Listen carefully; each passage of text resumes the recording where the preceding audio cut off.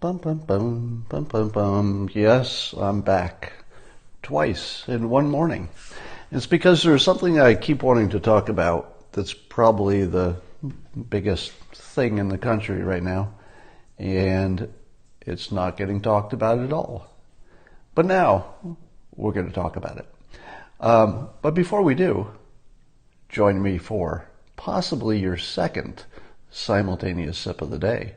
Grab your mug, your cup, your chalice, your stein, your glass, and drink.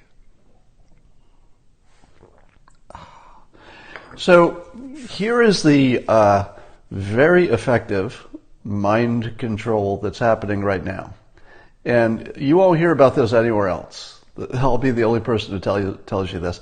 And I think what I tell you today won't require any research, and it won't require you to change your mind to anything. I'm just going to put a framework on things that you already see and understand and would be objectively true. So the big story of the week is the appropriateness of the president calling the press the enemy of the people, and CNN sucks, and other chants that his people do that he doesn't call back. And so the question that CNN has had us focus on, and I'm just going to use CNN as sort of a proxy for the anti-Trump press. It's not even them specifically, but they're a good example. They're making you focus on this question: should a sitting president be criticizing the press? Do you see the trick? Because if you don't see the trick, it's working. And even if you do see the trick, it's going to work anyway. Here's what they've done. They've made you think past the sale. I talked about this all the time. If you can make someone think past the decision, you've sort of influenced them to make the decision because you've made them think past it to some details about the decision. And when CNN says, is it good or dangerous for the president to criticize the press, they've made you think past the sale of, do they deserve it? That's what they've made you think past. Because here are your two situations. One is that the press is just doing a good job as best they can. Yes, they make mistakes, but you've got to assume that in a big enterprise there will be mistakes. But they're doing the best they can, and they're legitimate players. They're not biased. They're just trying to give you the facts. If that were the situation, and what the president is saying is that they're the enemy of the people, that would be pretty frickin' bad. That would make me feel like there's a dictator in the works. There's a strongman situation going on here. This is a dangerous thing developing. That would be perfectly appropriate thing to think if the press were legitimate purveyors of facts. Now, let's say the other possibility. Let's say the press, because the business model of the press has required them to sort of follow whatever they can, gin up in emotion in their audience. So if they know that the audience will be influenced by saying X, they're going to say X, because that's what gets the audience clicking and watching and engaging, and that's how they make money. So the fact that we can now measure, this is a big deal. The things you can measure matter more than things that you can't.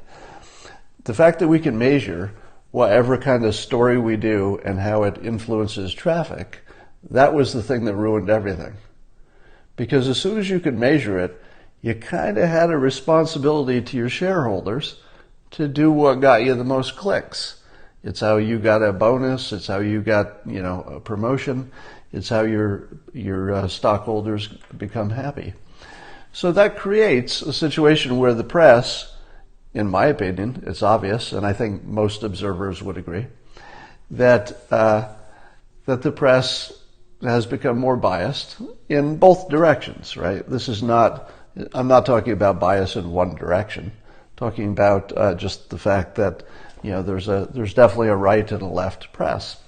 And if it's true that the press is left and right, then it would be true that neither of them are really the friend of the people. Because if the press were the friend of the people, there would only be sort of one news. It would be whatever the facts were. But there's clearly some bias in both directions. Now, some bias may be productive. Other biases may be unproductive. If somebody had a productive bias, let's say, for example, somebody said that the economy was doing really well, and it was a little bit more optimism than is warranted by the facts. Let's say some news network was like that, and it was always saying the economy is doing great and jobs are good and things are going well for African Americans. Let's say there was a network who often had those messages. The economy is great under Trump. African Americans doing great. It's best it's ever been for them. Would that be the enemy of the people? Or would that be actually kind of productive? Because we would like to be told things are going well, because that's actually what makes them go well. The telling people that things are going well is what makes them act like things are going well. And that's what makes things go well. So there is a productive bias, and I'm not saying it's intentionally productive, but in any given situation, you might have one bias that's productive and one bias that isn't. Now let's say you had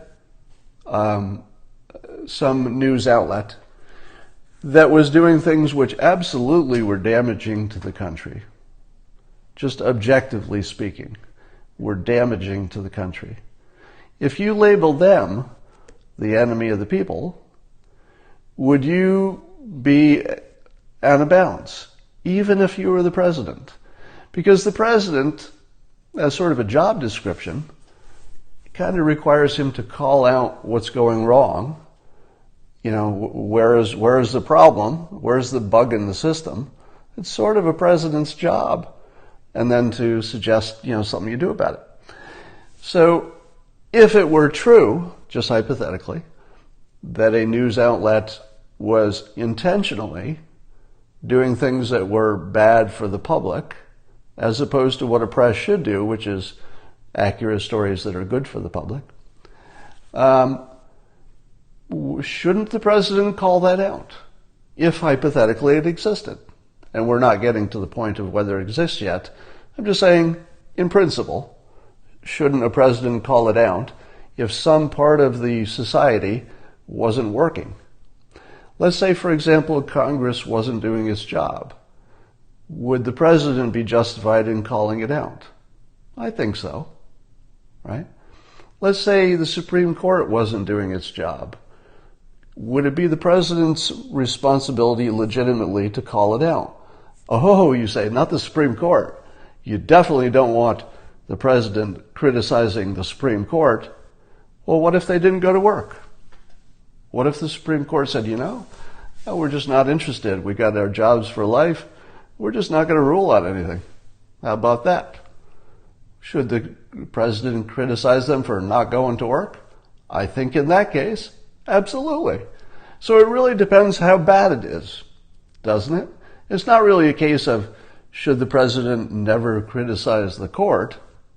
Well, I think you could make an argument that he shouldn't criticize the decisions too much in some cases, but he could have free speech.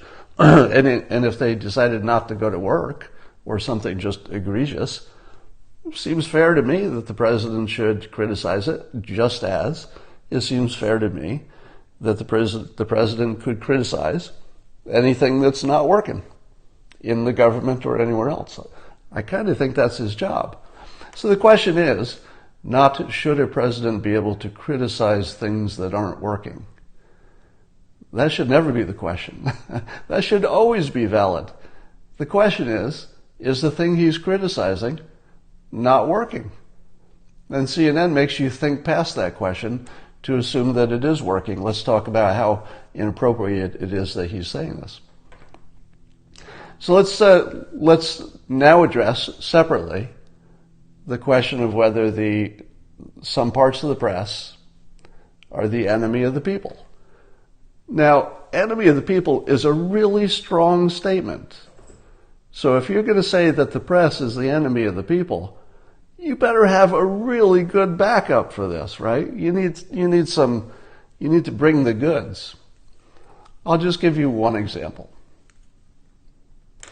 Charlottesville. Charlottesville was a case in which there were people who were on one side of the statue issue, and there were people on the other side of the statue issue. The president said there are fine people on both sides of the statue yes and statue no question. He didn't say it the way I said it. It was ambiguous. And so the press reported it as he's saying that the Nazis, did they call themselves Nazis or were they white supremacists? The white supremacists with the tiki torches got in a mix-up with Antifa, meaning that they attacked Antifa with a car. At least one of them did. And so the news reported that those were the two sides, and that the president was saying that the white supremacists were fine people. Now, I could understand how they could be confused by initial comments, because you can see that there are two views of what the two sides are. One is two sides of the statue issue, and the other is two sides of white supremacists versus Antifa. So it's easy, I could see how they'd be confused. But once they asked for clarification, and they asked him, did you mean to say the white supremacists are fine people? He said no. That should sort of be the end of the question. But to this day, CNN will allow its pundits to say that the president said that the white supremacists were fine people. Now on this, we'll just talk about just this question. That's objectively false. That's fake news. Because the president was asked for clarification to a perfectly reasonable question. There was a perfectly reasonable answer that it wasn't the white supremacists who were the fine people. That should be the end of the story. But when it's reported that way, and still reported that way, that he called them fine people, what does that do to the fabric of the country? That story, Charlottesville, came at a time when the racist stuff about Trump was starting to subside a little bit. And that sort of started it all back again, and it became the primary point of reference, which validated every other thing that didn't have, much weight to it. Everything else was sort of, we think he's a racist because people close to him did this. It's all these vague stuff. But once Charlottesville happened, the press reported it in a way that has solidified in people's minds every other thing they thought about that could have gone either way. Now they no longer go either way. And people said, doink, if he said that about Charlottesville, now everything we've ever suspected must be true. But Charlottesville was not true. It very obviously was not true. And I think at least a third of the country is nodding their heads and saying, of course he wasn't talking about the white supremacists. How do you not understand that? But the fact that CNN still reports that as fact, probably the most damaging thing, I think this is true. I would say that's the most damaging thing that's happened to the country in quite a while in terms of the social fabric, right? We've had hurricanes and wars, those are worse. But in terms of the social fabric, our ability to get along with each other, Charlottesville was one of the worst things that's ever happened to this country, the way it was reported. All right. The actual act was hideous, of course, right? The fact that there were, white supremacists with torches was hideous. The fact that one of them killed somebody, 100 times worse. But the way it was reported in terms of the politics of it, it was far worse, at least than the political part, but not the death part of the event itself. Now, If somebody did something this damaging to the fabric of society and continued doing it right in front of us, could you say that they're the enemy of the people? Perhaps not in some intentional sense, meaning that I don't know if there's anybody, well, I'm sure there's nobody sitting in a room saying, you know, we could really rip this country apart if we play it this way. Nobody's doing that. Yeah. I don't believe there's anybody at CNN who has bad intentions. And I want to be pretty clear about that. I don't think anybody's sitting around saying, you know, let's do something bad for the country. You know, nobody's doing that. But they have different opinions of what's good for the country. And there may be some people at CNN who literally think the president did say that, which would, I guess is possible. That he did say that the white supremacists were fine people. But I have to think there are enough of them there who know he didn't, that they should have a little bit of pause about that and at least report it as some people interpret it this way as opposed to a fact. And so I would just look at Charlottesville and see how insanely damaging that is. And when the president criticizes that, and he labels it as the enemy of the people. Remember, of course, it's hyperbole, and you know he's using colorful language as he always does. But can he criticize that strongly and that directly the press who would say something like that would actually rip the fabric of the best thing about the country, which is that we figured out a way to get along, to put such a wedge in that? And then, here's the best part, and then blame the president for it. So when you ask yourself, what is it that's causing the country to be so divided? Is it that Trump said something ambiguous that one time about Charlottesville? That ambiguous thing, which he cleared up fairly quickly, was not what caused the problem in the country. The problem was the way it was reported. And it's being reported by people who know it's not true. At least some of them. Maybe not all of them. So here's the thing. You can make of whatever you want about the weight you put on anything I said. You'll all assess the validity of anything I said here. But here's the thing I want to add that I think you won't argue with. They are making you think past the sale. The sale is whether they've done something or are doing something that is worthy of very strong condemnation from a sitting president of the United States. The example I just gave you, in my opinion, and you're welcome to make your own judgments about how important anything is, but in my opinion, that is a 10 out of 10 for misbehavior. And probably more because of a bug in the system than because of bad intentions. I don't believe anybody has any bad intentions. But if you had the business model of the news industry, a little bit of cognitive dissonance that affects everybody everywhere, and maybe people not being as brave as they need to be, because it must be tough to be a rebel anywhere.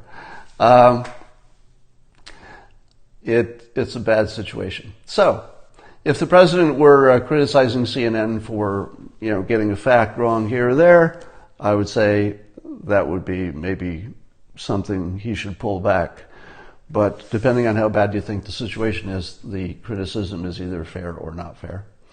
All right. That is what I wanted to say on this one. What do you think of this Periscope? Give me some feedback. And I'm trying not to make this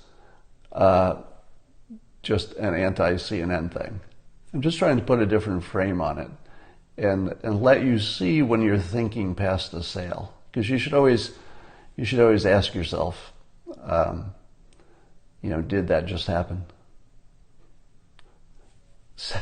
I think my favorite answer here is 7 out of 10. Only because it's so specific. All right. Some say lamest ever. Some say it's great. That should tell you something too, shouldn't it? The fact that you all watched the exact same content at the same time.